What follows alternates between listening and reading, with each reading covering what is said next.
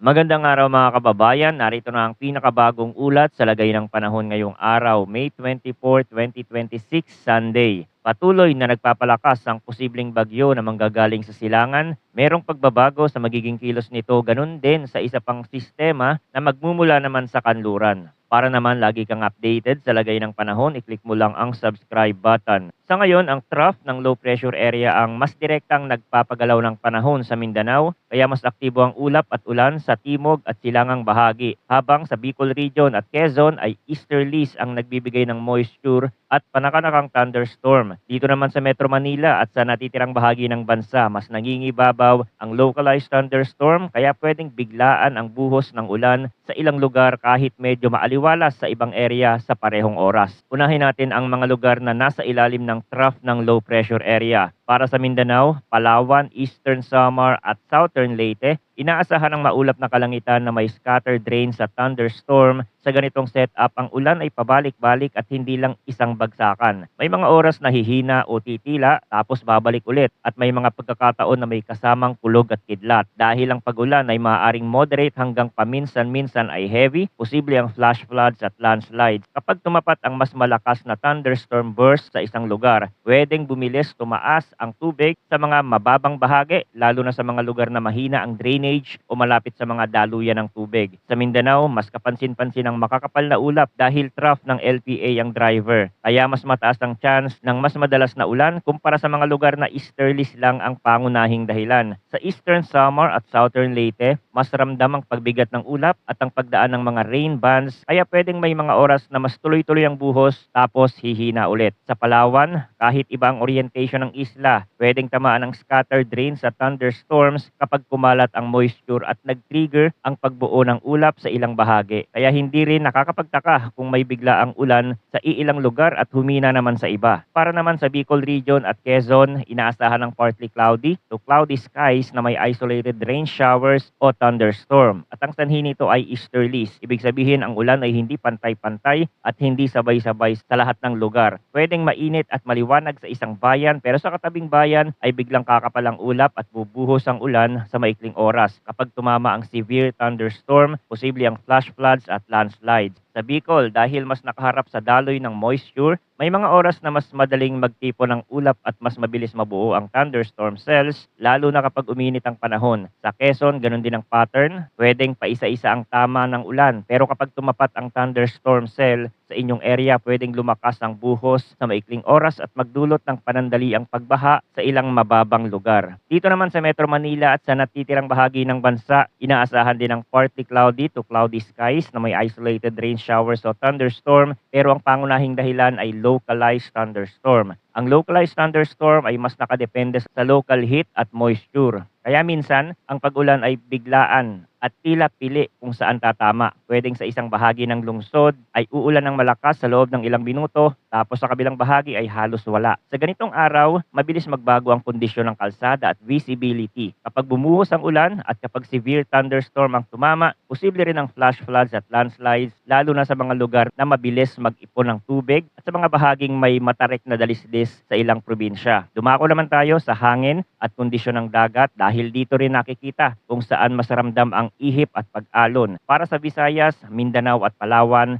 light to moderate ang hangin na mula northeast to northwest at ang coastal waters ay slight to moderate na may taas ng alon mula 0.6 hanggang 1.5 meters. Sa ganitong range, mas manageable ang dagat sa maraming baybayin pero mas mararamdaman ang pag-alon sa mga lugar na exposed sa open sea at sa mga oras na may ulap-ulan sa bandang dagat. Para sa natitirang bahagi ng Southern Luzon, light to moderate ang hangin na mula east to northeast at ang coastal waters ay slight to moderate din 0.6 hanggang 1.5 meters. Dito, mas tuloy-tuloy ang ihip na galing silangan hanggang hilagang silangan kaya sa mga baybaying nakaharap sa direksyong ito, mas ramdamang banayad ngunit tuloy-tuloy na alon. Para sa eastern section ng Northern at Central Luzon, light to moderate ang hangin na mula southeast to southwest at ang coastal waters ay slight to moderate na may taas ng alon mula 0.6 hanggang 1.2 meters. Mapapansin na mas pabago-bago ang direksyon sa bahaging ito kaya ang pakiramdam ng hangin ay pwedeng mag-iba depende sa oras at sa lokal na daloy. Para naman sa natitirang bahagi ng Luzon, light to moderate ang hangin na mula southeast to northeast at ang coastal waters ay slight to moderate din, 0.6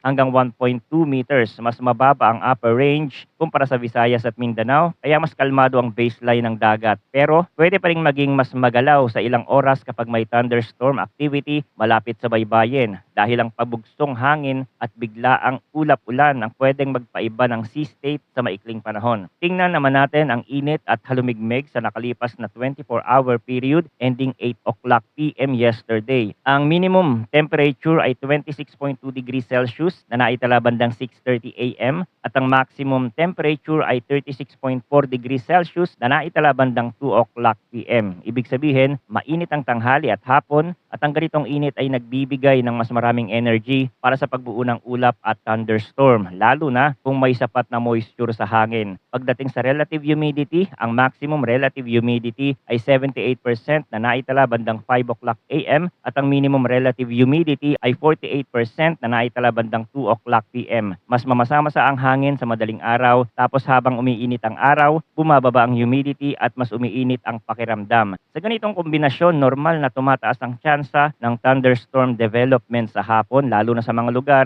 na may trough influence at sa mga lugar na madaling mag-build up ang ulap dahil sa init. Gamit ang mga weather model ayon sa bagong datos na ipinapakita, mas marami pa rin sa mga member model ang nagpapakita na kahit may development at posibleng bagyo sa mga susunod na araw, mas tumataas ang chance ng paglihis nito at kumilos pahilaga. Ang ruta na mas lumalabas sa maraming senaryo ay dadaan sa Philippine Sea at lalapit ng kaunti sa silangan ng bansa pero hindi nakikitang maglalandfall. Kung gagamitin natin ang GFS model, ganun din ang ipinapakita, kikilos pahilaga ngunit sa pagkilos nito, mahihila rin nito ang habagat na siyang makakaapekto sa bansa. Ang pinakamalapit na senaryo ng bagyo ay mangyayari sa June 1. Although may possibility ng paglapit at pagdaan sa mas malapit na karagatan sa silangan, pero ang mas favorable na direksyon ay paakyat pahilaga habang tumatahak sa Philippine Sea. Gayunpaman, dahil malayo pa ang window, marami pa ding pwedeng magbago sa detalye ng track at lakas, lalo na kung alin sa mga environment factors ang mas mananaig habang papalapit ang petsa. Bukod dito, nakikita rin na may isa pang bagyo na mabubuo sa kanluran ng bansa na maaaring magpalakas sa habagat sa mga susunod na linggo o araw. Kapag may ganitong signal, posible ang pag-shift ng moisture distribution kung saan mas magiging aktibo ang monsoon flow sa kanlurang bahagi. Nakikita din sa mga model run na posibleng kumilos pahilagang silangan ang bagyo at dahil may isa pang sistema sa mataas na bahagi, posibleng magkaroon ng hilahan. Kaya posible itong dumaan sa northern part ng bansa at makaapekto ang habagat sa malaking bahagi ng Luzon. Sa ganitong long-range view, ang mas malinaw ay may posibilidad ng pagbabago sa malaking pattern kung saan ang isang disturbance sa kanluran ay pwedeng magpalakas ng habagat habang sa silangan naman ay may bagyo na pwedeng mag-develop at mas may chance na umakyat pahilaga. Pero dahil malayo pa ang window, ang eksaktong timing at lakas ng mga ito ay pwede pang magbago